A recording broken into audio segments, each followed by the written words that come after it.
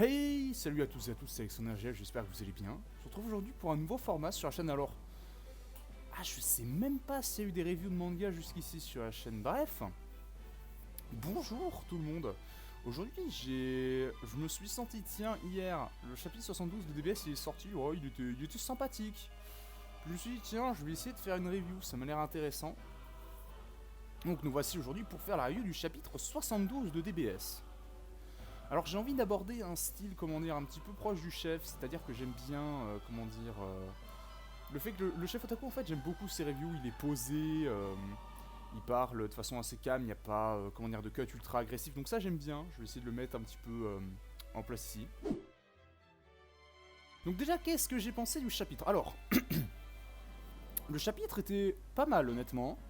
Il y avait des bonnes idées à droite à gauche, il y a eu des interactions. Alors, il y a eu des trucs plus problématiques concernant Vegeta. Alors, il y a du bon, il y a du vraiment moins bon. Au sujet de Vegeta, c'est un peu complexe, on va dire. Il y a eu des zones, il y a eu des directions assez pertinentes vers laquelle l'histoire peut avancer. Mais bon, je vais reprendre un petit peu mon guide jusqu'ici dans DBS, parce que je suis pas DBS personnellement avant l'arc Granola. Ouais, il y a une autoroute de trucs à faire. La question, c'est pas ce qu'il faut faire, c'est si ils vont le faire, en fait, avec DBS. C'est ça qui est drôle. Donc, clairement, je sais pas trop. On en parlera plus tard, mais pour moi, il y a une direction assez... ça se voit vraiment, vraiment là où va vers le chapitre. Est-ce que c'est mal pour autant? On va voir ça un peu après. Ensuite, niveau des combats, niveau combat, on en parlera quand ce sera le tour des combats. Donc avant de passer au chapitre en lui-même, je vais donner un petit peu mon avis sur l'arc, vu qu'il n'y a pas eu de review jusqu'à présent de l'arc Granola. Alors, honnêtement, c'est plutôt intéressant. La planète céréale est cool, on a pris le temps de nous la présenter dans les chapitres précédents, avant donc qu'il y ait le combat actuellement, ce qui donne un petit peu un intérêt justement à certaines cases qu'on peut voir un moment dans le chapitre. Et même, non, tout le world building jusqu'à présent sur la planète céréale était très intéressante. Goku et Vegeta qui apprennent l'Ultra Instinct et le Hakai. Ouais. Ouais. Vegeta, on n'en a pas encore vu des utilisations et pour moi ça va être une connerie parce que le Hakai est pas très intéressant en lui-même, je trouve, dans DBS. Ou du moins, il y aurait des choses à faire avec le Hakai pour le rendre intéressant qui ne sont pas particulièrement faites. L'Ultra Instinct en lui-même, il y a eu des utilisations intéressantes dans le chapitre, donc je dis why not. Au sujet du redesign de Goku et Vegeta, j'aime bien l'idée, mais ça passe un peu inaperçu parce que un truc clairement qui va pas dans DBS, c'est que les personnages visuellement n'évoluent pas. Il y a zéro évolution visuelle des persos. C'est un drame, je trouve, dans DBS, ils ont la même gueule que dans DBZ. Et ça, c'est un problème. Parce que je sais pas, quand il y a un nouvel arc qui commence ou qui se termine, on a... ça n'a pas laissé de traces sur les personnages. Vegeta au cours de DBZ, on voit les traces sur le visuel du personnage, vous voyez, avec l'armure par exemple, mais là il n'y avait rien. Donc je dis why not, mais je trouve que ça devrait être plus appuyé. Mais déjà l'idée est intéressante en elle-même. Ensuite pour ce qui est de Granola, je vais un petit peu dire je pense la même chose que les autres, hein. C'est pas forcément le truc le plus nouveau ever, mais déjà avoir un personnage qui raconte quelque chose et qui a un but dans DB, c'est déjà pas mal, on va pas se cacher. Un antagoniste qui est autre chose que je suis méchant, c'est bien, surtout que Moro. Ouais, c'était un peu devenu de la merde. J'ai pas vu les chapitres moi-même, mais bon, du peu que j'ai vu, parce que j'ai vu voir un chapitre à un moment celui avec le Senzu, parce que ça me faisait péter un câble juste d'imaginer la direction que ça allait prendre. Bon, j'ai senti un peu la douille avec Moro. La Granola, ça part bien. Ça peut partir en couille à n'importe quel moment, parce que DBS peut tout le temps partir en couille à n'importe quel moment. Mais c'est pas mal. J'aime bien également l'idée des pouvoirs de Granola. L'œil rouge, la moitié Sharingan. Ouais, putain, les comparaisons avec Sasuke, par contre, c'est terrible.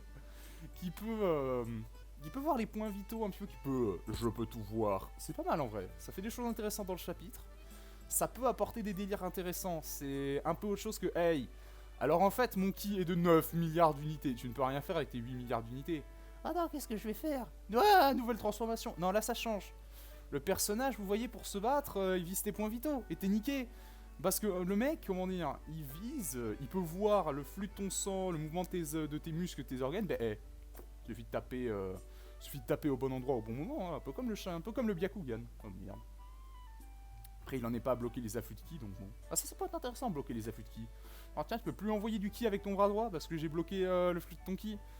Et pour ça, il faudrait que le ki ait influe dans Dragon Ball, ce qui serait un sacré retcon, mais bref. Pour donc parler un petit peu du chapitre en lui-même, on va commencer par donc l'arrivée de Goku et Vegeta sur la planète Céréale. Donc, qu'est-ce que j'en ai pensé? Alors c'est sympathique, on voit un petit peu les interactions entre les personnages étaient plutôt intéressantes de ce que je me souviens. Donc déjà j'aime bien comment dire, la privée sur la planète qui disent que Vegeta qui remarque que la planète est plutôt calme. Alors c'est un truc qu'on va voir un petit peu dans la suite de cette première partie de chapitre, on va dire. Mais j'aime bien déjà, le premier truc c'est quand même plutôt calme pour une planète qui est censée être ravagée par le mec le plus puissant de l'univers. Donc ça déjà j'avais bien aimé. Ensuite, pas grand chose d'autre à dire. Le dessin était plutôt sympathique au long du chapitre. De ce que j'ai pu voir des précédents trucs de DBS, alors ça reste DBS, ça reste Toyotaro, mais on a quand même vraiment du mieux comparé avant. Ensuite, donc, on a les Eaters, donc si je ne me trompe pas, qui préparent leur truc. Alors, why not? Ça permet donc d'avoir la fameuse personne qui commente: ah bon Dieu, il est tellement puissant! Mais why not? C'est plutôt bien fait. Ensuite, il y a Maki, à ne pas confondre avec Machi de Hunter x Hunter. Machi. Qui, alors, il y avait un truc intéressant, c'est en mode, ils arrivent, et puis on nous dit, les personnages qui arrivent avant de les voir. Ouais, non, ça, je suis pas fan. On pouvait se douter de qui était là, mais en termes de narration, je trouve ça un peu débile de faire un truc de genre en mode, ils arrivent, et puis après de balancer le nom. C'est assez stupide en termes de narration. Surtout qu'après, t'as bien des plans qui iraient parfaitement avec cette idée de on ne sait pas justement qui arrive. En tout cas, on nous le dit pas. Et là, bah non, on nous le dit. D'accord. Bah c'était pas très judicieux pour le coup. Il y avait un peu une case de trop sur cette page. Ensuite, alors au sujet des Eaters, donc ils sont venus s'appeler ça il y a 40 ans. Je suppose que c'est quand ils ont dû la vendre. Alors j'ai un peu le chapitre sous les yeux pour comment dire, avoir un peu mes notes au fur et à mesure parce que j'ai eu la flemme de faire des notes, donc je regarde un peu le chapitre de mon côté. Donc l'espèce de mec que je peux pas m'empêcher de le voir comme Kid Buu. Donc est-ce qu'il est déjà venu là? Ouais, d'accord. J'ai un petit problème avec les Eaters, c'est ce mec là, le gringalet qui rappelle Kid Buu. Je sais pas, j'aime pas sa gueule. Je sens la connerie, ce personnage je sens la douille. Je sais pas, va y avoir un problème avec ce perso, il va être nul à chier. Ça va être pas ouf. Ensuite, autre interaction assez intéressante, c'est donc Vegeta et Goku qui arrivent donc au sujet des ruines un petit peu et des nouvelles villes. Alors, les personnages sont pas trop cons, hein. Il y a des ruines, d'accord. Cependant, les ruines, elles ont l'air de dater sa race. Et il y a des nouvelles villes qui, en attendant, sont tranquilles. Ça, c'est intéressant. Les personnages sont pas trop débiles. Ce qu'on a vu jusqu'à présent sert à quelque chose. Il y a une utilité des précédents chapitres, du world building. Donc ça, c'était bien. Et ça conclut un petit peu donc la première partie du chapitre, réellement du chapitre. Et donc là après il y a l'attaque de Granola. Alors l'attaque de Granola en elle-même, c'était intéressant. Alors j'ai pas vu dans les meilleures conditions la première fois, mais à la relecture j'ai bien aimé comment les pages étaient découpées. Il y a, comment dire, le sentiment que les personnages sont vraiment, ils sont encerclés par une menace invisible, était pas mal. Franchement ça va, ça marchait bien, j'ai bien aimé le délire on va dire. Donc oui, j'ai trouvé pour le coup que le storytelling, entre guillemets, l'intention de Toyotaro était bien retranscrit.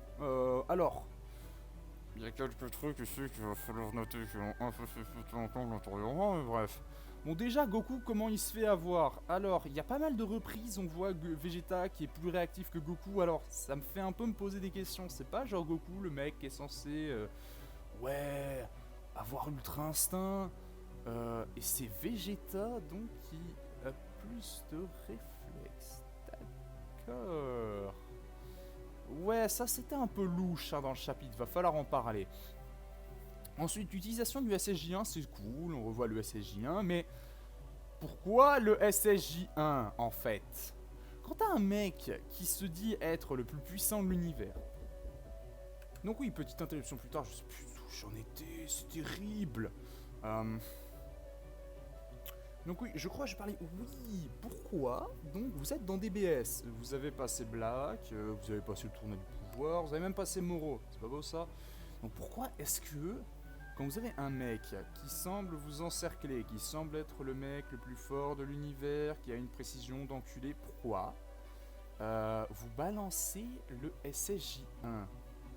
Vous pouvez m'expliquer le concept? Genre, pourquoi le SSJ1? Pourquoi que vous êtes en situation complexe Je sais pas, au moins sortez le SSJ2.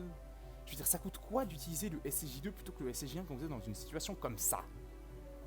Ensuite, Goku qui persiste à être en basse forme pour utiliser l'Ultra Instinct. D'accord, alors que... Bref. D'accord. Oui, le mec, il peut pas utiliser l'Ultra Instinct avec les formes du Super Saiyan parce que le Super Saiyan altère trop son esprit, donc il a besoin de l'Ultra Instinct non maîtrisé et maîtrisé pour l'utiliser. D'accord. D'accord, plutôt. Et là, donc t'as Vegeta qui me sort, oui, alors en fait, les formes du Super... évidemment, l'Ultra Instinct est plus précis avec le Super Saiyan. Alors pourquoi t'as pas utilisé des SSJ, voire SSJ God, je sais pas, quand t'avais le mec qui t'attaquait avec des Ki Blast ultra vénère. Tu sais, quand le mec t'a mis au tapis avec une seule. Pruti. Non, sérieusement, pourquoi est-ce qu'il n'a pas sorti pourquoi il se passe transfo à ce moment-là? Ça, j'ai pas compris, c'est débile. Parce que, enfin, je comprends pas en fait, même en termes de narratif, c'est stupide. Ce serait beaucoup plus pertinent de dire qu'au contraire, l'Ultra Instinct est moins précis en étant transformé. Déjà parce que c'est le Super Saiyan, donc même si c'est le Super Saiyan intégralement maîtrisé de mon cul, il y a quand même un minimum d'impact, non? Je sais pas, alors pourquoi le SSJ God et le SSJ Blue existent? Tu veux faire ça? Bon bah tu dis qu'il y a juste le SSJ God et le SSJ Blue qui le rendent plus précis. Voilà, voilà. Et c'est comme ça que tu rends, je sais pas, utile les formes divines, plutôt que d'en faire des énièmes power-ups sans aucune importance. Je sais pas. Alors après, dans le manga, théoriquement, le SSJ Blue consomme. Why not? Ça fait du sens, mais... Ouais, bah ça se voit pas des masses, on va dire. Ensuite, juste avant qu'on continue un petit peu, ça m'a fait beaucoup rire de voir les mecs avec des miniatures, ouais, Goku, Ultra Instinct maîtrisé, Vegeta Blue, vs Granola, sur leur truc en mode, ouais, le chapitre 72, qu'est-ce qui va se passer Ah putain, qu'est-ce que ça m'a fait rire de voir Goku God face à Granola et Vegeta qui restent de son côté. Putain, c'était satisfaisant quand je pense à tous ces Kikun morts sur Twitter. Ah, je déteste les mecs comme ça. Ah, les mecs qui ont juste envie de voir le SSJ7, sinon Dragon Ball c'est de la merde, putain, mais franchement, vous avez rien compris, vous. Ça, c'est... Vous êtes des vrais gueux. Vous avez rien compris, c'est fantastique. Alors, donc pour continuer, j'ai pas forcément, je pense, plus de choses à dire pour cette première partie avec l'attaque surprise de Granola. Ah, il y a eu des pauses sympas. J'ai bien aimé certaines pauses des SSJ. Il y avait des pauses... Par exemple, celle de Vegeta que j'utilisais dans la miniature, ou encore, bon, alors plus tard, hein, la gueule de Goku. Il y avait également, ouais, voilà, il y avait des trucs sympas en termes de dessin. Le dessin s'améliore, hein. Bon, après, j'ai vu un truc qui s'appelle Greatest Football. Bon, on va dire qu'en tant que fan d'Inazuma, ça me parle un peu. Ouais, non, mais Toyotaro, niveau dessin, je suis désolé, mec, mais t'es à la rue, hein. Et je pense qu'on va pouvoir passer à la suite du chapitre, hein. Il se passe pas forcément plus de choses pertinentes à relever, on va dire. Donc maintenant, ça va être Goku et Vegeta vs Granola. Alors, partie un petit peu courte du chapitre. Donc oui, première confrontation donc officielle entre Goku, Granola et Vegeta, qui était relativement attendue au tournant, on va dire. Alors, qu'est-ce que j'en ai pensé? C'était sympa. C'était sympa, ça faisait assez naturel en fait. J'ai bien aimé l'angle, on va dire, que prenait Granola. Ça va, ça faisait naturel. Ça faisait pas oh mon dieu, c'est ultra forcé que les personnages ils se retrouvent à ce moment-là. Non, ça va, c'était crédible. Il y a eu quelques trucs, comment dire, ouais, les attaques surprises de... Alors, Granola qui utilise plus ou moins l'Ultra Instinct et le Hakai. Alors, ça tout le monde le sentait un peu venir. Qu'est-ce que j'en pense? Alors, le Hakai en lui-même, si le Hakai c'est faire un cratère sur une random planète, bah putain, le Hakai c'est vraiment de la merde. Hein. En plus, ce cratère, c'est même pas comme s'il était tout lisse, tu vois, non. Non, le cratère, il est tout sauf lisse, bref. Donc oui, il faut voir vers quoi va Toyotaro avec ça. J'ai bien aimé un truc, c'est Granola qui dit « Ouais, j'ai pas besoin de technique, c'est juste un fragment de pouvoir qui m'a élevé au plus puissant de l'univers. » Sympa ça c'est cool. Ça donne de la personnalité un peu perso, il en a rien à foutre du nom des techniques, il est juste là pour se battre. Et c'est bien, ça change un peu. Après, alors, oh mon dieu, bon, les trucs qui m'ont fait... Voilà, on entre dans le territoire des trucs qui me font péter un câble. Goku qui propose à Vegeta donc de travailler en équipe face à cet adversaire qui se dit être le plus fort de l'univers. Et puis Vegeta qui dit I'm in no mode for teamwork. Fils de chien, qu'est-ce que c'est que ça? Ça m'a fait péter un cap, pourquoi? On est au 72e chapitre de DBS. Il y a tout DBZ qui s'est passé. Il y a l'arc Virus, il y a l'arc Freezer, il y a l'arc Univers 6, Univers 7, il y a l'arc Black, il y a le tournoi du pouvoir, il y a potentiellement Broly qui s'est passé, il y a... comment ça s'appelle déjà? Oh mon dieu, truc avec Merus là. Il y a l'arc Moro qui s'est passé, il y a genre 7 arcs de DBS plus tard, que cet enculé, il est toujours en train de dire I'm in no mood for teamwork. Stop. Non, ça c'est plus possible. Je comprends parce que narrativement ça permet de faire des choses assez intéressantes plus tard dans le chapitre, mais non, c'est insupportable. C'est pas du tout naturel en fait, ça fait juste débile en fait, ça fait juste ce personnage qui revient en arrière. Parce que Vegeta il peut pas avancer, Vegeta il doit rester ce mec tout le temps pas content, qui veut pas travailler en équipe, c'est débile, c'est une débilité sans merci à mon sens. Truc qui continue un petit peu, comment dire, là, imaginez qu'on enfonce une porte ouverte. Et puis imaginez que là on est en train de dire, bon attendez, je vais revenir en arrière, je vais fermer la porte et je vais essayer de l'ouvrir proprement. Pour au moins faire semblant que la porte elle s'ouvre. C'est un petit peu comme ça que je l'ai senti, c'est Vegeta qui balance, non mais quand même mec, bon il t'a mis un coup, vas-y, c'est à toi de prendre le lead pour prendre ta revanche. Bon, je dis why not, mais le mal est, en fait le mal est déjà fait, c'est un pansement sur une jambe de bois qui saigne, on va dire. Ça sert à quelque chose, mais ça reste un énorme, ça reste forcé, c'est un peu plus tolérable. Ça aurait été un angle plus intéressant à prendre, ça déjà honnêtement. Plus intéressant que il t'a mis un je suis pas d'humeur à travailler en équipe. T'es jamais d'humeur à travailler en équipe, enculé. Et donc si je ne m'abuse, après donc il y a Vegeta qui part sur les ruines. Alors Vegeta et les ruines. C'était déjà un truc qui m'a choqué, c'est oh mon dieu. Attendez, l'environnement dans Dragon Ball sert à quelque chose. Vegeta se tient sur un bâtiment en ruine. Et comment dire, il est sur un bâtiment haut en plus, donc ça permet d'avoir une vue d'ensemble des ruines. Mais c'est bien. Enfin, ça sert à quelque chose, bordel. Parce que je sais pas, Dragon Ball, de ce que j'en ai vu, parce que j'ai pas vraiment vu Dragon Ball en entier, bref, l'histoire. Les environnements, ça se résume quand même pas mal à hey, viens, on se tape dans un endroit qui est vide. Mais qui est vide sur tous les sens du terme, c'est-à-dire c'est juste des random falaises, enfin même pas, c'est juste des... Ouais, c'est juste des plaines quoi, des plaines vides. Donc là c'est intéressant, pour une fois on a un champ de bataille qui est un petit peu plus intéressant. Bah justement parce qu'on a pris quelques chapitres pour rétablir l'endroit où ils se battent. Donc ça c'est bien, ça Toyotaro c'est très très bien. Ah oui, Vegeta également qui dit qu'il se souvient pas des Céréaliens, ça lui dit rien, donc ok, why not. Et là, il commence à se poser un peu des questions. Donc ça va être intéressant dans la suite du chapitre. Donc, la première partie de Goku versus Granola. Bon, c'était plutôt sympathique de voir Goku et Granola. Donc Granola qui notifie « Hey, pourquoi est-ce que vous vous transformez pas en singe géant ?» Ça, c'était cool. Petit callback à la forme d'origine des Saiyans. On donne un petit peu plus de personnalité au personnage. On met, en l'ancrant, entre guillemets, dans une temporalité. Le mec, il ne connaît pas toutes les formes du SSJ et autres. Donc ça c'était intéressant. Goku ensuite il passe en SSJ God en termes de... Alors, ouais, why not le SSJ God. Bon, il aurait pu passer en blue, mais why the fuck not. J'ai beaucoup aimé la mise en scène ici. Franchement c'était une excellente page. Goku donc qui a son visage vénère. Enfin Goku qui a un peu de classe, bordel. Et l'espèce de doigt autour du God c'était bien. Par contre le SSJ God dans le manga DBS pour en parler, il est absolument immonde. Ah j'aime pas du tout comment Toyotaro il le dessine pour le coup.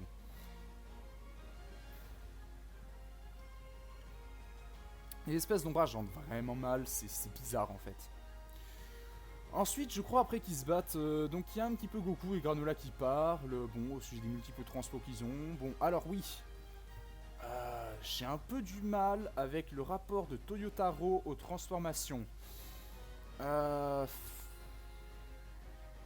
Mettre autant l'accent sur le fait qu'on a développé plein de transformations, ouais...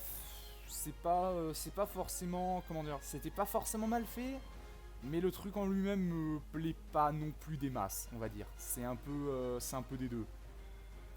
C'est un truc que j'aime pas, mais bien fait, tu vois. C'est, imagine McDo, il mettait un peu de budget pour une fois. Ah, McDo, c'est tellement de la merde. Donc ensuite, le fight commence. Alors le fight, je vois pas grand-chose à dire. Le fight était... Bah, c'était Toyotaro, quoi. C'est-à-dire que c'est ni vraiment bien, ni vraiment nul. Mais ils en parlaient sur Twitter que Toyotaro s'améliore. Ouais, franchement, en termes de mise en scène, en termes de chorégraphie, il y avait du mieux. J'ai bien aimé, genre Granola qui balance un coup. Bon, alors Granola qui est super rapide, ok, why not. Ah oui, juste, déjà il y a cette espèce de planche où on voit Goku et Granola qui se font face avec Granola et sa posture de combat. Le Goku était immonde là-dessus. Ensuite, l'espèce de case à gauche, j'ai montré sur mon montage, il y a une case de trop. Ici, c'était pas nécessaire, honnêtement. Ça aurait été plus dynamique, je trouve, sans mettre ça. Donc, il y a encore des cases en trop. Il y en a, je pense, moins qu'à une époque, mais il y a toujours des problèmes de découpage, je crois que ça s'appelle. J'ai pas franchement le vocabulaire encore des mangas, mais le découpage s'est amélioré, mais il y a toujours un petit peu des lourdeurs ou des lenteurs, on pourrait dire. Ouais, il y a quelques moves intéressants de Granola, genre Granola qui balance une attaque, qui est rapide. Qui foire, qui se met à moitié en avant en mode qu'est-ce qu'il fait? Et puis il se rattrape pour bam, remettre un coup à Goku. Ça c'était cool. Ça c'était cool. Alors Vegeta qui balance, donc justement à ce moment-là, ah là là, en fait l'Ultra Instinct ça marche mieux avec les formes du SSJ quand Goku il se dit ok, fuck off, l'Ultra Instinct. Ouais non, je reste sur mon avis, pour moi c'est une idée de merde. Ou en tout cas, c'est peut-être un problème de traduction, hein. À tout moment c'est juste la traduction que j'ai regardé qui était ignoble, mais avoir traduit que c'était que ça marchait parce que je crois que c'est mis avec tous les, c'est juste Super Saiyan hein, avec un S, donc c'est pas indiqué que c'est uniquement avec le God ou le Blue hein, donc c'est pas ouf on va dire. Ensuite au niveau des utilisations du SCJ God de l'Ultra Instinct j'ai bien aimé. Alors techniquement oui c'était nécessaire hein. Si on suit la vitesse de Granola le bordel il va hyper vite donc c'était bien. Franchement, c'était intéressant comment c'était utilisé. Le CJ God, putain, l'Ultra Instinct, je vais y arriver. Non, c'était intéressant en termes de mise en scène. Il y avait des trucs très cool. Le plan de Granola qui me rappelait un peu Super CI7, je sais même pas pourquoi. Vous savez où il est comme ça là, Zbling avec les doigts. C'était assez stylé. Et après, ouais, ça marchait bien. Ça a bien marché sur moi la mise en scène.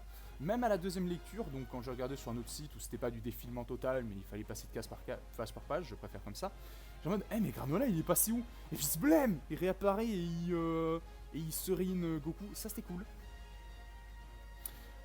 Alors, au sujet de Goku qui perd 2 fois face à Granola, Goku est mieux, mais je trouve pas encore qu'on a trouvé un vrai équilibre avec le personnage, je dirais. Il y en a qui disaient sur Twitter, oui, mais Goku il a plus le droit d'être gentil, il a plus le droit de sourire, il a plus le droit d'être le mec qui tue pas ses ennemis. Moi je suis d'accord, Goku il peut être ça. Mais d'un autre côté, il faut trouver un bon équilibre en fait entre ça et le reste. Et DBS, en tout cas en animé, hein, de ce que j'en ai vu, a montré qu'il n'en était pas capable à Toei. Et dans le manga, c'est pas forcément ça. Hein. C'est mieux, mais c'est pas encore ça, on va dire. Donc, ouais, Goku qui se fait battre 2 fois, je dis oui et non, en fait. Bon, déjà, la première fois, pour moi, c'était un peu débile de la part de Goku de, genre, pas être transfo, si en plus dans le chapitre, on nous dit que... Bref. Mais la deuxième fois, ça va. La deuxième fois, ça m'a pas gêné, au contraire. J'aime bien l'idée, bah justement, j'en ai déjà parlé, mais moi, ça ne me dérange pas que Granola gagne avec une pichenette. Parce que il y a enfin un peu plus de stratégie, un peu plus de réflexion dans les combats que je suis plus fort que toi, je tape plus fort, mon Kikoa est plus puissant. Non, ça c'était intéressant. En plus, ces petites utilisations de l'œil de Granola, voilà, là c'était cool. Vegeta donc qui fait ensuite un petit peu plus, si je me trompe pas, comment dire, un petit peu plus de fouilles dans la planète céréale, ça c'était intéressant. J'ai bien aimé l'espèce de grande case où on voit toute la ville. Alors, par contre, j'aimerais bien faire un espèce de timelapse où je colore intégralement le chapitre 72 pour le fun. Cette case-là Wide Wire Boss Music. C'est tout ce que j'ai à dire. Si à un moment ça sort, Wide Wire Boss Music sur cette case. Mais c'était très intéressant. Et Vegeta qui commence à se rappeler un peu des trucs. Là, je parlais un petit peu des pistes vers lesquelles le chapitre pourrait aller pour la suite. Donc voilà, Vegeta qui commence à se dire hey, attends, ça me rappelle quelque chose, ça commence à me rappeler un truc. Et puis qui voit les traces d'Ozaru qui fait ouais, tout fait sens maintenant. Donc ça, on va en parler un peu en fin de chapitre. Je sais pas trop comment ça va être géré. Ah oui, il y a Goku et Granola qui discutent. Justement, j'ai beaucoup aimé cette petite interaction. Granola qui est en mode allez, j'ai déjà perdu, j'ai sacrifié mon espérance de vie pour ce pouvoir, alors arrête de me faire perdre mon temps. Ça c'est cool. Goku qui a pas, comment dire, qui a pas tilté là-dessus, c'est un peu dommage. Il y aurait eu un truc intéressant à faire là-dessus. Il dit ouais, il y a l'autre scène qui est encore en vie, donc ouais, je vais pouvoir lui prendre les données, enfin les informations d'où se trouve Freezer. Et Goku est en mode, attends quoi? Mais attends, on n'est pas du tout avec.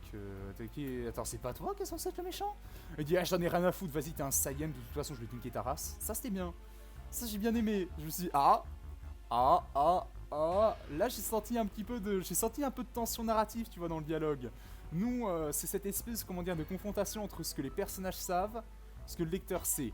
Et là, c'est en train d'un petit peu de se lier, c'est-à-dire les informations qu'on a et les informations des personnages sont en train de. Imagine les plaques tectoniques qui sont en train de se mettre l'une sur l'autre. Donc ça c'était intéressant. J'ai bien aimé que la haine de Granola ait empêché justement que le conflit, qu'un conflit sans réel intérêt actuellement, en tout cas en tant que combat à mort, puisse s'arrêter et que les vrais méchants puissent être révélés. J'ai bien aimé que ça n'ait pas été possible à cause de la haine de Granola. Ça c'était bien. Et donc la seconde partie de Goku versus Granola. Alors, donc Goku qui passe en SSJ Blue, j'ai un peu moins aimé visuellement le chara design de Goku, je sais pas, Goku SSJ rendait infiniment mieux Goku Blue. Mais bref, les chorégraphies de combat étaient sympathiques sur cette partie-là, mais un petit peu moins bien, globalement. Après, c'était un peu plus court également, il n'y avait pas grand-chose d'autre à dire. J'ai bien aimé cet espèce de moment où ils spiralent, où leur aura spirale un peu l'une autour de l'autre. C'est juste dommage que c'est un peu la même aura, mais c'est intéressant. Je me demande de quelle aura couleur est l'aura de Granola. Également, oui, Granola qui commence à émettre une aura. Ok, ouais, je sais pas trop ce que c'est censé vouloir dire. Granola utilise pas forcément beaucoup de ki, donc ouais, enfin je sais pas trop. Ça m'a pas inspiré grand chose. J'avais l'impression qu'il y avait un truc important, mais que je le ratais. Vous voyez. Et comment est-ce qu'il se finit le chapitre déjà? Oui, il se finit sur. Et donc le chapitre se finit sur Vegeta, oui, donc qui trouve les informations finales. Putain, j'ai vraiment tout fait dans le désordre, moi. Bon, qu'est-ce que j'ai pensé donc globalement du chapitre avec un peu plus de détails? Bon, déjà les interactions entre Granola, Goku et Vegeta qui étaient très attendues au tournant, moi j'ai pas été déçu. J'ai trouvé pour le coup que c'était plutôt intelligent les dialogues. Goku, ouais, il y a encore un peu des problèmes, hein, même si ça va mieux. Vegeta, il y a un clair manque d'évolution. Permettez à Vegeta d'évoluer, s'il vous plaît. Permettez à Vegeta de arrêter de. Ah ouais, non putain, je viens de me souvenir d'un truc. Je suis venu ici pour prouver que j'étais meilleur que toi. Débile. C'est débile. Et encore une fois, au point où on en est, Vegeta, t'as encore besoin? T'as admis que Goku était le numéro 1 à la fin de DBZ? C'est quoi ça en fait? Ça n'a aucun fucking sens. En termes de fight chorégraphie, je peux pas trop comparer avec le reste de DBS en manga, mais il y avait des trucs cool. Il y a des trucs cool de ce que j'ai pu voir. Ouais, Totaro il s'améliore vraiment. Ouais, j'ai vu 2-3 planches de l'arc Black, c'était. À pas se cacher, c'était pas forcément terrible. Et au sujet de ce que je pense pour la suite. Alors, d'un côté, c'était assez jouissif de voir ces moments où les personnages sont en train de se rendre compte de ce que le lecteur sait. Ça, c'était cool. Mais d'un autre côté, j'en parlais en début, est-ce qu'on va pas vers une fin de chapitre, une suite d'arc trop prévisible? En fait, je me demande ça parce que il y a Monsieur Train qui passe. Dites bonjour à Monsieur Train.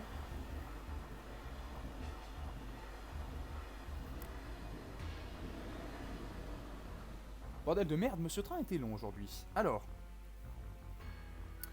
en fait, on a les Eaters donc qui sont en train d'arriver sur la Terre, l'espèce de mec qui ressemble à Kid Buu qui sera probablement un espèce de méchant, et moi j'ai peur qu'on ait un syndrome Batman versus Superman.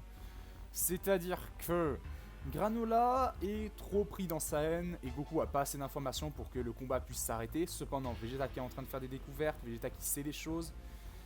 Je crains qu'il va y avoir Vegeta versus Granola et puis en fait ils vont se mettre en alliance contre les Eaters. Et peut-être que va y avoir Freezer qui va être pris là-dedans ou pas. C'est un petit peu mes craintes pour la suite, c'est-à-dire que j'ai peur que ça va partir dans cette direction-là et que ça va être beaucoup trop simple, beaucoup trop prévisible en fait. Ça se voit à des kilomètres que les mecs ils vont team up face à un autre ennemi. Donc ça c'est un peu ma crainte. J'espère que la suite de l'arc en tout cas sera un peu plus recherchée que ça. J'espère que Totaro en fait va réussir à nous surprendre avec la suite. Parce que c'est pas que ce serait mal en soi, parce qu'il y a des trucs qui ont été bien pires qui ont été faits avec DBS, c'est juste que ce serait un peu prévisible, un peu simple on va dire. Pour un arc qui justement propose des choses assez intéressantes jusqu'ici. Bref, j'espère que vous aurez apprécié. N'hésitez pas à me dire ce que vous avez pensé, vous, du chapitre dans les commentaires. N'hésitez pas à me dire ce que vous pensez donc de cette review, hein, parce que c'est la première review vraiment que je fais. J'espère que il y aura prochainement la colorisation du chapitre 72 qui sortira. Si c'est le cas, n'hésitez pas à aller la voir, hein, et me dire ce que vous penserez donc du chapitre en coloré. Bref, c'était Alexander JF. Bye bye. Et abonnez-vous, bande de putes.